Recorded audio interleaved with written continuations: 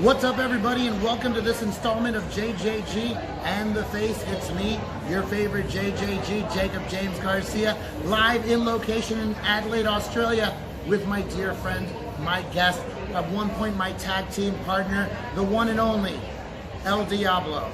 Elle Diablo, thanks for being on the show. No problem. Thank you for having me. So, we haven't seen each other. We used to work together, and we will in the future again, but we did Perth together at the Perth Fringe Festival. What have I missed? Since Perth Fringe, I went home to Melbourne, where I live, and went back to my work. I run a dance studio, a pole dancing and burlesque studio called Bottoms Up. I went back to work. I went back to my family. I saw my daughter. It was very nice.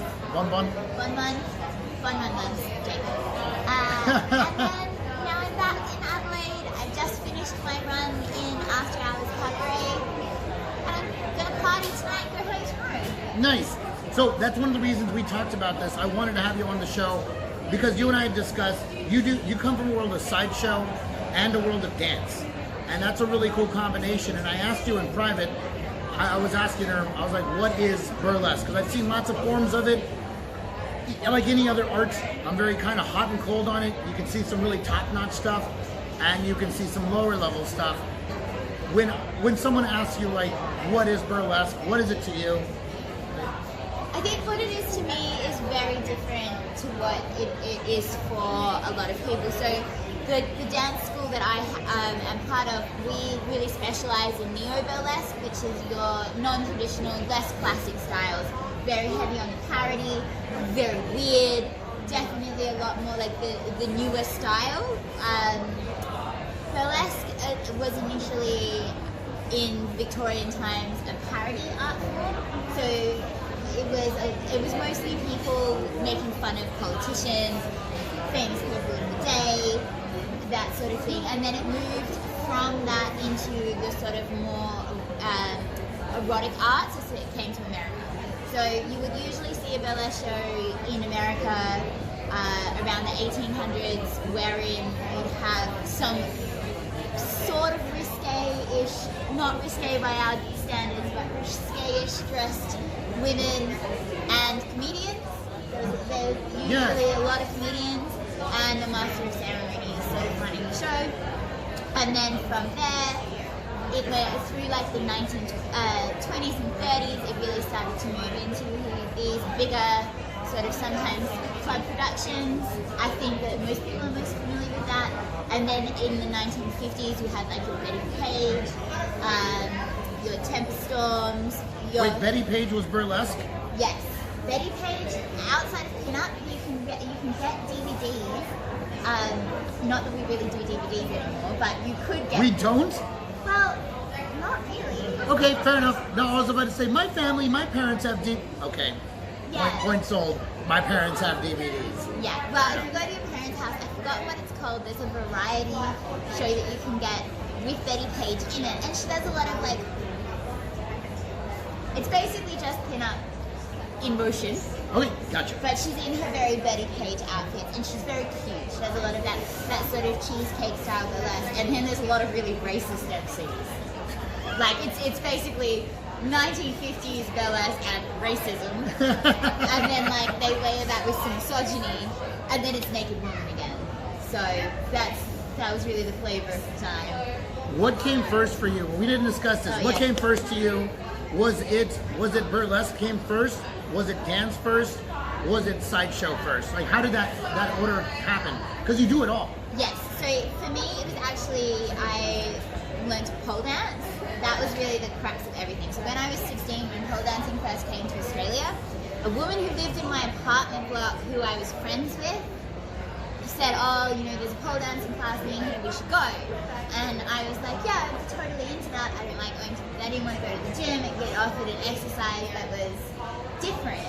And I went to pole dancing class, and as far as I know, the woman who suggested it never went once.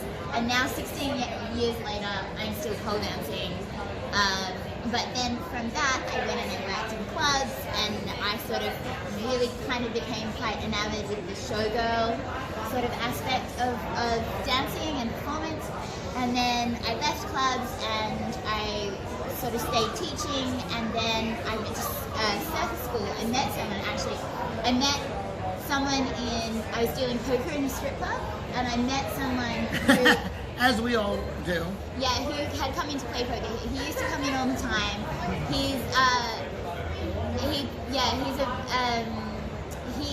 His name is Chris Carlos. He is my circus, I guess, granddad and a few other people's. And so he came in and he was sitting next to me. I was doing my science degree at the time, so I kind of was like science degree kingship. And he was like, oh, I have an arts degree. And I was like, really? And then he was saying how, I go to NICA, and my house was quite near NICA. NICA is the National Institute of Circus Arts in Australia. And it turned out we used to live next door to each other. He wasn't living there at the time. Anyway, I was like, oh, look, do you think you could teach me to do that walkover? Because for my pole dancing stuff, I wanted to be able to do sort of more acrobatic tricks. And then I went, and he was like, yeah, I could totally teach you to do that. So I started taking classes with him, and then he's like, look, we're actually going to start a circus school. Would you like to come to the circus school? And I was like, yeah, of course I would. And then I went to the circus school. It was called Spin Circus Academy, and I undertook the first term that it ran. And as part of that, they had someone down teaching how to eat fire. And I learned how to eat fire, and I was like, well, this is easier than anything I'm doing. Like, physically much easier than pole dancing. So I do this now. This is my thing now. Yeah, and then from there, I started just putting shows together. I moved to the school that I'm at now, and because the focus is so much more on performance at Bottoms Up than it is competing or athletics or things that you see more commonly in other areas of Australian pole dancing, it really provided a place for me to sort of nurture my sideshow acts. And then another friend of mine, Tiki Amazon, and I started Chested Wonders, which is an all-female cabaret group. And then as part of that, I started to expand my repertoire a little bit. So doing more blockhead, doing more sort of pain-based stunts, and then tell them what blockhead is. Oh yes, blockhead. I'm spoiled. I've been exposed to y'all's world, and I know so much now. I was just going to see if there was a small spoon. There is not. Blockhead is wherein you see a performer. I was going to see if I could do it with something tangled, but I don't have it. I want to find a spoon now. Yeah, I don't know if I can stick blockhead a spoon. You know what? Don't worry about it. My nose shaped as she used to be. Please don't do it. No, I'm not going to like do the spoon right now. No. I'm just glad you're on the show. They're good with the information. We're good. I want to protect you. I want to work with you again next year. So a blockhead is where a performer takes traditionally a nail, but it can be done with a running drill. Shark hook is common. Eric, the lizard man, and Gordo also have the screw. The corkscrew. The corkscrew. I mean, and you can really put anything in your nose with lubrication and grit. That reminds me of that meme you've seen. Anything's a dildo if you're brave enough. It's you can put anything in your nose yes, with determination and grit. So yeah, blockhead is where you see a performer hammer or insert something into their skull. Did you do that in Perth? I have a very cute blockhead act, but I didn't bring it. It's one that I can make up like any time because I just need access to a hardware store and I'm good to go. So you were going to uni and then you took this other path. Yes. So it's very convoluted. So at that point, when I was about 18, I went and worked at Justice Timor. So Justice Timor-Leste was becoming its own country. I went and I did some work for an aid organisation. And after going to Timor, I was like, I'm going to go back to school and I'm going to be a doctor. And so I came back to Australia and I re-enrolled in uni. I never finished high school, so I had to do a high school equivalency course, and then I scored high enough to get into biomedical science, and so I did biomedical science, and I was part-time for a lot of it because obviously I wasn't living at home. I just wanted to be able to keep doing other things as well. And the whole time I kept pole dancing. And while I was at uni, obviously when you're learning about anatomy and physiology, being able to do stunts, physical stunts like blockhead, sword swallowing, even fire stuff, because fire eating is just physics. It's really just physics. So as part of physics and chemistry, as part of that, I was able to use the skills that I got at uni to help me develop like blockhead and all the other acts that I ended up working.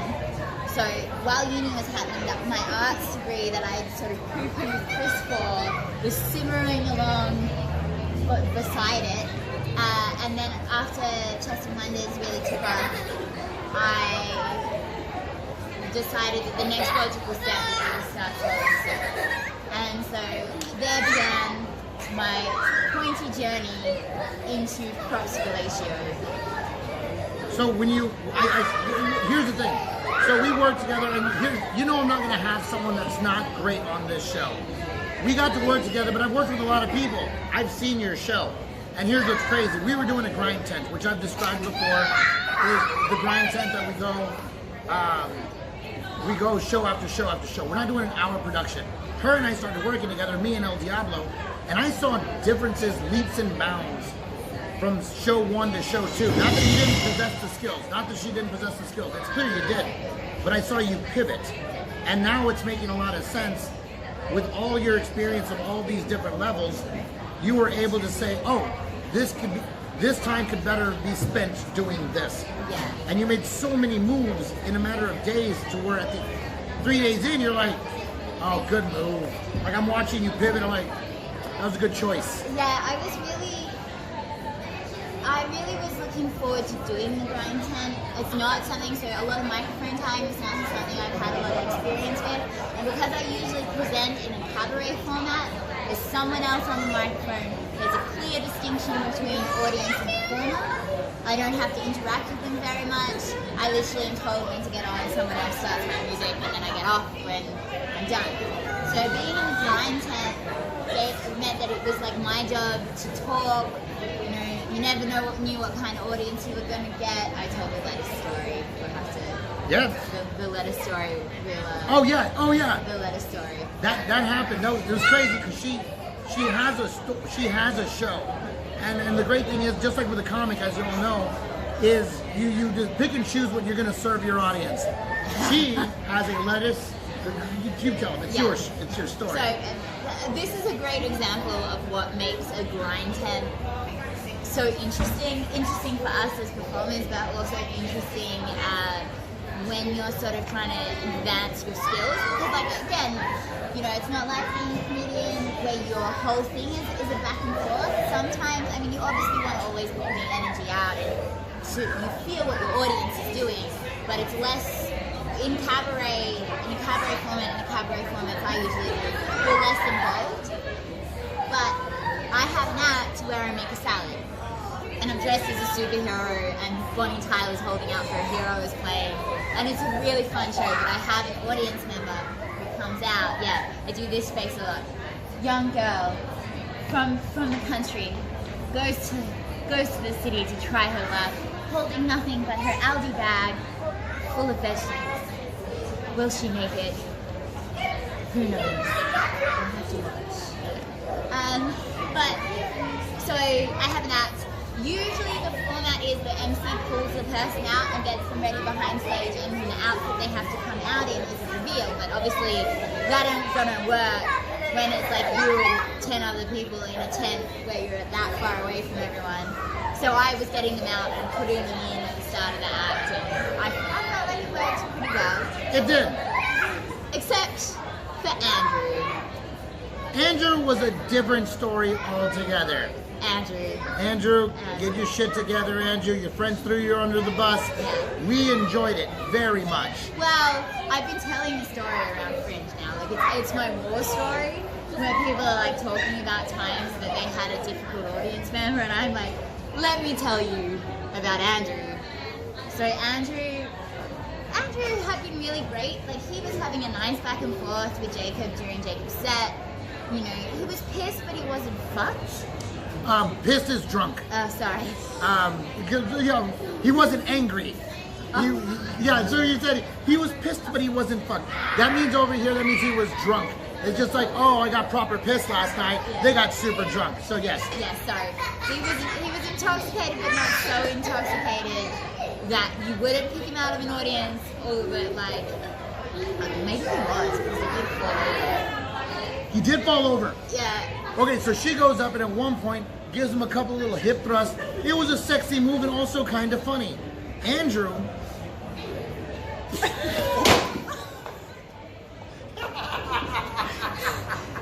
Just like that. Just. Are you okay? Yes, I'm totally fine. So the show will go on. That was awesome. Damn ghost. I'm gonna. Yes. We were just demonstrating something that someone did in one of our shows very well. Are you okay? Yes, that was the greatest thing that's happened to me ever. And we're filming it. That was so great. I'm so glad you filmed it. So that was an excellent demonstration of what Andrew did. Except it wasn't the result. It was because of my I pelvic thrusted a man off a chair. But it was like a light tap. It wasn't even very. No one even tapped me. No, that was ghost. It was ghost. I got attacked by ghosts like Mitch. Yeah, so Andrew fell over. Didn't make any attempts to save himself as he went down. Like a log, like on the ground.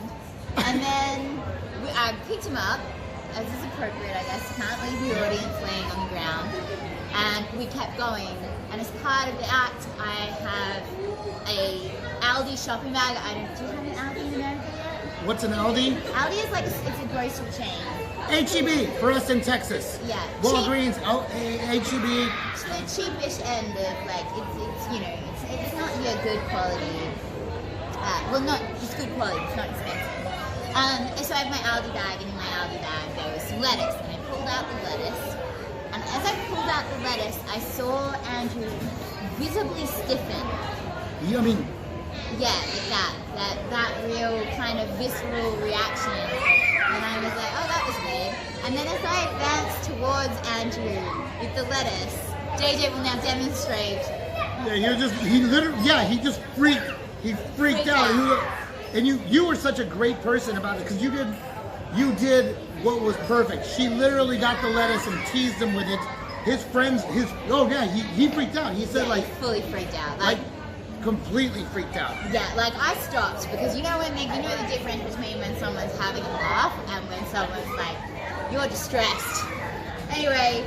He wasn't being funny. Not the lettuce! Not lettuce! Yeah. You know how when you're just playing along with the show and you're being kind of a spoiled child, like if she were to get the lettuce, like put the lettuce on me and be like, oh no, I don't want the lettuce. That wasn't what happened. He was just like, get it away from me. Like, get it away from me. And he meant it. Yeah, it was intense. Anyway, some lettuce had fallen on the floor and his friends picked up the lettuce.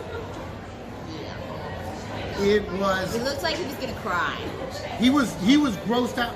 This is the way he looked. Okay, y'all who have been teenagers who were guys before, you know how the first time your friend gets a condom and smacks you with it? That's what happened. He acted like someone put a condom near his face, and you were like, move, and you get mad and you're scared because you still don't know who you are as a person yet. It was like that. That's the way he responded. He responded like a friend put did one of those. So I stopped the music. Seemed like that was the appropriate thing to do, and I asked Andrew, are you okay? And he proceeded to explain to the whole tent about how he was scared of lettuce. And then this lovely older woman who was there, who kept calling him sweetie, and like was so you can do it, you guys are doing a great job, was like, you can do it, Andrew. And everybody was like, yeah, Andrew, you can do it. And I was like, what the fuck? It became like a spiritual intervention. It helped him overcome his fear of letting. Did it though? Did it? I don't know what it did, but anyway, I was like, I'm gonna fucking roll on. So I was like, do you have a problem with cucumber and tomato? And he's like, no, I quite enjoy them both. And so I just tried not to touch him with the lettuce. Oh no, he pulled the prop off his head. I have like a bowl that's a hat. He pulled it off his head and broke it. Mm-hmm. And I never got a chance to fix it. I was about to say, you had someone else just... Yeah, so you just had to hold the bowl after that. Thanks, Andrew. Yeah. Andrew, you made us a hell of a memory. We don't know where you are, where you're from, and where you're going. Get some therapy, man. Get some therapy. Yeah, get some fucking therapy. So now you own a school, correct? Yes. Bottoms up, burlesque, and pole. Bottoms up, burlesque, and yes, what? Like bottoms up, burlesque and pole. Pole. Yeah. Okay, just making sure. So what? And this is a real question. I'm not trying to be funny at all. When people go and take your class, what is it they're looking for? Oh, that's a big one because I think so. We are very like we're the Austin. People are talking. I'm gonna level this up. We're the Austin, Texas of pole dancing studios. So like anything, whoever you are is really, as long as you're not a dick. Whoever you are is really cool. So we run a really queer, friendly, open, progressive, if that's the right way of saying it, studio where like anyone can come in. Which means that we get a lot of like, pole is different things to different people. So for some people, they really like the connection with their sensuality, which is what I really enjoy about it. I also like the workouts. It's fun. Some people get into it because they want to do like, it's just a different physical exercise. Some people are adults who have done gymnastics and ballet as children. So it's very broad. It's usually what gets them in. What gets them in is their exercise, because it's very good exercise, and what keeps them there is the sense of connection to their body, the friends that they make, the community. I mean, pole's really great. It's a really great little. It's a global community now as well. So, I mean, so people go over there and you're based in Melbourne? Yes. Is it pronounced Melbourne or Melbourne? Melbourne's right, yeah, Melbourne. Melbourne? Melbourne. Melbourne. All right. Yeah. So you're based there. How do they find your pole dancing school? You can find us on Instagram at Bottoms Up Dance, so little @ Bottoms Up Dance, all one word. You can find us on Facebook, Bottoms Up Dance. There is a Bottoms Up, I think, in America somewhere, so you want the one that's in Australia. You can find me at Elle Diablo. Elle is spelled like the girl's name Elle, not it's The Spanish masculine. Not like the. Yeah. It's E-L-L-E. Yeah. Like Elle McPherson. Yeah. Or Elle Woods. From Legally Blonde, right? Yeah, yeah. Is it pretty? Yeah. I love Elle Woods. Yeah. Just like, I don't know if you can tell, but like it's a thing. So people also hire you for sideshow. Yes, I'm. No, after you. No, I'm sorry. So they find you on Elle Diablo for Yes. sideshow? Yeah. So what's next on the horizon for you? So after I'm home, back to Melbourne to go back to the studio for a bit, and then I'm going to Bali. I'm going to do some dance training in Bali, which will be warm and nice with a lot of Americans. I hear Bali's kind of affordable. Yes.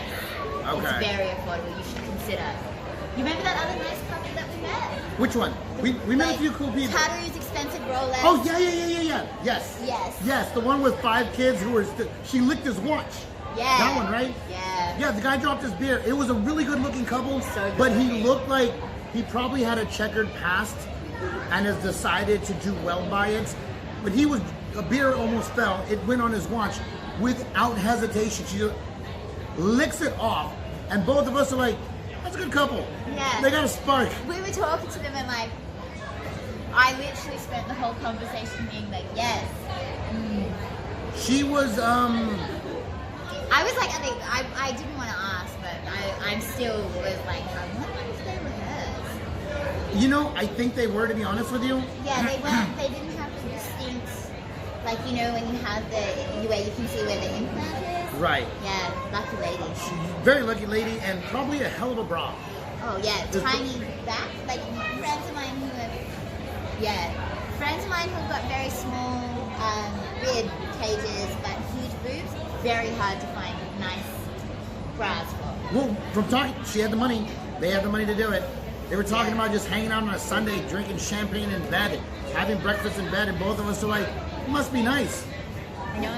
I wanted to be like, are you looking for a third? Yeah. Like, what do you feel about a Mexican? They're like, we don't like Mexicans. What about Native Americans? I will claim whatever gets my agenda to my point. Yeah, totally. But so people can find you on all forms of social media. What's next on the horizon for you? I'm in March. At the end of March, I'm competing in Dance Filthy Australia, which is the big pole dancing competition. And then they're international now as well. There's definitely a Dance Filthy America, I think. Or there's it's under the same sort of company banner as Pole Theatre. So if you're in the pole community, you'll know what Pole Theatre is. For everyone else, it's a big old international pole dancing competition that's more about like the show than being like, look, I'm doing stuff. So I Dance Filthy in March, and then my horizons get a bit quiet. You know, it's winter in Australia. Winter in Melbourne is like a legit winter. Are we in winter now? No, this is the first day of autumn. Oh, yay! Summer's over. Good. We didn't get burnt to a crisp today. I mean, this year. They're still tired, my friend. Okay. Fair enough. You are but weeks into your tenure in Adelaide. Adelaide, you're gonna get a tanner, my friend. Tanner. No, I love it. I don't mind. I get crispy. I get all mocha unicorn on this mug. Yeah. Come back and they're like, you don't really match your ID anymore. Yeah. Just super dark. Well, everybody here, I was just laughing right now. You were talking, I was listening to it. I just fell. Yeah. So yeah, I was thinking about that. You were just like, here's where you can find me. I'm like, oh my God, I just fell. But I'm so happy to see you, just on a personal level. Yeah. When I found out you were back, I literally said to her best friend, she was like, Amanda's here. I'm like, my Amanda's back? And she's like, okay, I love that you called her your Amanda. She's our Amanda now. Everyone's Amanda. Yes, I'm so happy you're back. And it was just so good to see you too. Thank you so much as well for making Perth and my first foray into grind dance so easy and enjoyable, and I had such a nice season with you. So thank you so much. I really appreciate it. So, on behalf of Elle Diablo, find her on Instagram, find her on Facebook. You want to take some classes if you're in Melbourne, go over there, check it out. She's a very talented individual, and she's a good personal friend of mine. So until next time, on behalf of me and Elle Diablo, you all rock the day, rule the night.